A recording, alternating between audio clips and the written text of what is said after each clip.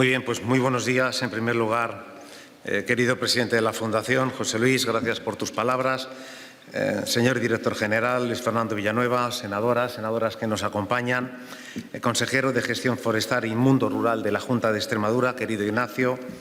viceconsejero de Medio Ambiente, Agricultura y Ordenación del Territorio de la Comunidad de Madrid, querido Rafael García, director general de Bosques y Gestión de Medio de la Generalitat de Cataluña, don Jaume Minguel, querido Jorge, como secretario de la Fundación y también como presidente de la Comisión de Homologación de Trofeos en la Comunidad de Madrid, resto de autoridades y asistentes, muy buenos días. En primer lugar, creo que es importante agradecer la labor y la tarea encomiable desde un punto de vista no solo medioambiental, social, sino también científico que realiza la Fundación Artemisan y el que hayan tenido a bien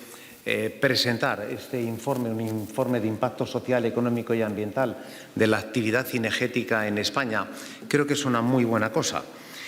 Felicitarles por la labor que han llevado a cabo para realizar este estudio. José Luis hacía referencia a la importancia del dato, de la información, a la hora de tomar decisiones, pues más allá de tener en mayor o en menor estima o consideración algunas voces, por muy altas, incluso increpantes que algunas puedan ser, creo que es importante ceñirnos al apartado científico, al conocimiento, al dato. Y el que haya sido de la mano de Artemisan y que haya contado también con la inestimable colaboración de la consultora Deloitte y, por supuesto, del Ministerio de Agricultura, Pesca y Alimentación, lo que permite es tener un sólido cimiento científico de conocimiento a la hora de poder adoptar medidas en pro de establecer algo que es necesario y algo que es conveniente, como es la gestión del control de la población, a la que incidiré a lo largo de mi breve intervención. Se trata, pues, de un análisis riguroso, serio y pormenorizado que tiene una muestra muy importante del impacto social, económico y ambiental que ha tenido esta actividad en España a lo largo del 2023. El Senado, como la Cámara de Representación Territorial y, por tanto, un lugar de debate y de reflexión de asuntos y de sensibilidades que afectan a la mayoría de las comunidades autónomas, como es el de la actividad cinegética, y en el que el Gobierno de la Nación y las directrices europeas tienen una importancia notable, pero el desarrollo también de estas, y José Luis hacía referencia a cómo se va a establecer por parte de las comunidades autónomas el nuevo estatus y marco de relación con el lobo, pues desde luego creo que también es un lugar muy importante el que el Senado puede, un papel importante el que el Senado puede realizar. La caza existe desde tiempos ancestrales. Esto es un dato empírico, no es cuestionable. Y ha sido fundamental para preservar una buena alimentación del ser humano, del hombre, y también para su seguridad y su protección. Históricamente ha sido una actividad bien considerada y gozaba incluso de una notable reputación. Sin embargo, en los últimos tiempos determinados sectores han intentado fomentar iniciativas anticaza o incluso denigrar esta práctica y señalar a los que la practicamos. Hoy, aprovechando la presentación de este estudio, quiero poner en valor y ensalzar esta noble actividad. Decía que uno de los escritores más importantes de los últimos tiempos, Miguel Delibes, abro comillas, un cazador es un ecologista con conocimiento de causa. Cierro comillas. Yo creo que esta es una de las descripciones más apropiadas, rigurosas y serias de lo que puede considerarse un cazador, un ecologista, en el que tiene como principal misión respetar el medio natural, establecer y contribuir a que haya un saludable equilibrio en base al conocimiento científico y, sobre todo, desde el surco, desde la montaña, desde la loma, desde el lugar que corresponda, preservar que las futuras generaciones, al menos el legado que se les ceda, sea cuanto poco ligeramente mejor al que ellos han heredado. Por lo tanto, no me cabe más que refrentear esa cita de Miguel Delibes, ya que muy pocas personas protegen y respetan la fauna y la diversidad como lo hacen los cazadores. El cariño y el respeto que tienen las especies han hecho posible su supervivencia y su conservación a lo largo de los siglos. Tenemos el clarísimo ejemplo del lince, en el que aquí también en el Senado acogimos un proyecto absolutamente maravilloso, con financiación estatal, con financiación europea, y que un animal que estaba en vías de extinción hemos conseguido que se vaya ampliando a más territorios y con más ejemplares. Y ya nos resulta tan extraordinario poder ir paseando por el campo y ver en el horizonte a uno de esos majestuosos animales como es el lince ibérico. Y esto es posible pues gracias a la contribución de las administraciones, pero gracias también a la implicación de los hombres que participan y que viven en el entorno y en el medio natural. Y me refiero, por supuesto, también a los cazadores, el que podamos disfrutar, podamos conocer animales y especies que han llegado hasta nosotros. Y estoy seguro que será un patrimonio natural, como decía, que legaremos a las futuras generaciones. Señoras y señores, aunque parezca obvio, quiero resaltar algo que es importante, y es que la caza es una actividad necesaria y la caza es una actividad imprescindible, y lo es para el mantenimiento de la biodiversidad, e incide positivamente en ámbitos como el económico, el social y también el medioambiental, además de contribuir a la lucha contra el reto demográfico. ¿Qué sería de tantos y de tantos municipios, pedanías, pequeños núcleos de población sin la presencia de la actividad cinegética, en donde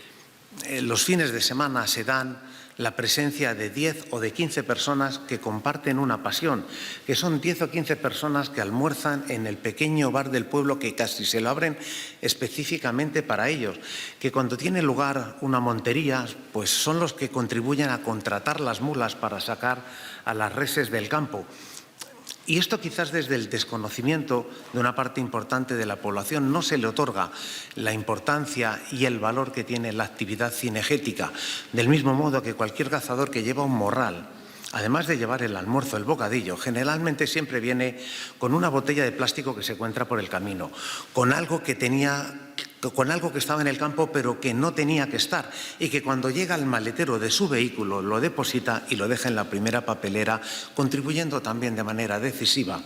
a tener un entorno natural absolutamente digno. Quisiera también hacer referencia a la importancia de la caza para el control de las poblaciones de las especies de una manera regulada y de una manera controlada y ordenada. En muchas ocasiones se debe recurrir a ella para evitar que ciertas especies, sobre todo aquellas invasoras, acaben con las autóctonas. Para también llevar a cabo un control de ciertas especies que, en el caso de no existir la actividad cinegética, la caza, estarían condenadas a estar en peligro de extinción o incluso a desaparecer. Y permítame que le reseñe un dato de este informe, y es que el 62% de los cotos alberga especies protegidas en sus terrenos. Y no hay ningún espacio de mayor protección para estas especies que justamente los cotos, especialmente aquellos cotos donde hay presencia de cazadores y donde hay vigilancia por parte de los profesionales. La regulación adecuada de las poblaciones evita además desequilibrios ecológicos que de otro modo derivarían en daños a cultivos, pérdidas a la biodiversidad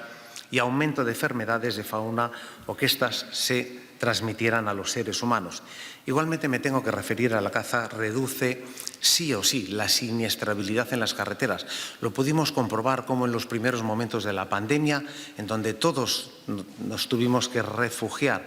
en nuestras casas con determinadas especies, como por ejemplo los jabalíes, en donde ya no es que atravesaran las carreteras, es que estaban comiendo por las mañanas, volcando los contenedores de basura de no pocos núcleos de población. Y no me refiero de la España rural, de grandes núcleos de población. Aquí está el viceconsejero de Medio Ambiente, en el que son numerosos los municipios de la Comunidad de Madrid en donde se han tenido que establecer determinadas medidas pues, para evitar que animales de la fauna salvaje se encuentren en entornos en los que son un parque y pueden tener cualquier tipo de incidencia o de conflicto con un menor que está disfrutando simple y llanamente del columpio que hay más próximo de su vivienda. Importante también el impacto que tiene en el ámbito económico. José Luis hacía referencia a ello, con un impacto de más de 10.000 millones de euros en el PIB nacional, y que está muy por encima de otros sectores extraordinariamente reconocidos y enormemente valorados. Hablando del empleo, se estima que se generan más de 45.000 empleos directos y, como decía, casi 200.000 puestos de trabajo en el sumatorio también de los indirectos, que dinamiza la economía local y sectores como el turístico o el hostelero, esos establecimientos rurales en los que, en función de la temporada, los cazadores con sus familias van, participan, disfrutan de la gastronomía, de las tradiciones, de las costumbres y salen a dar una vuelta al campo. Y eso evidentemente dinamiza sí o sí la economía local y sectores como el que hacía referencia anteriormente. Y quisiera abordar también brevemente la vertiente social en el sector, ya que fija población en esa mal llamada España despoblada, España vaciada, generando y manteniendo más de 36.000 empleos directos en el mundo rural, que son absolutamente necesarios. Redunda en la dinamización de las economías locales, genera riqueza, oportunidades y también futuro.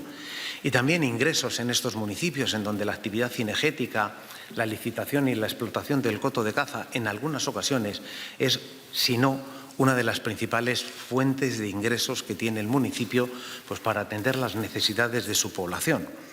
Por último, también quisiera mencionar la contribución desde el punto de vista medioambiental.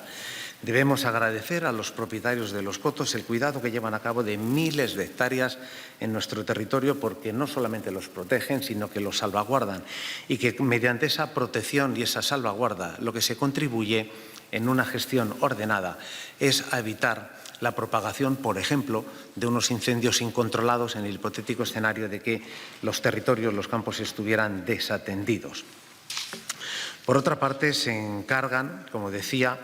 de esa gran limpieza del suelo forestal de una finca bien cuidada, el libre de maleza, actúa del cortafuegos al que hacía referencia anteriormente. Quiero referirme también al apoyo social que tiene esta actividad. El presidente Artemisán hacía referencia a ella.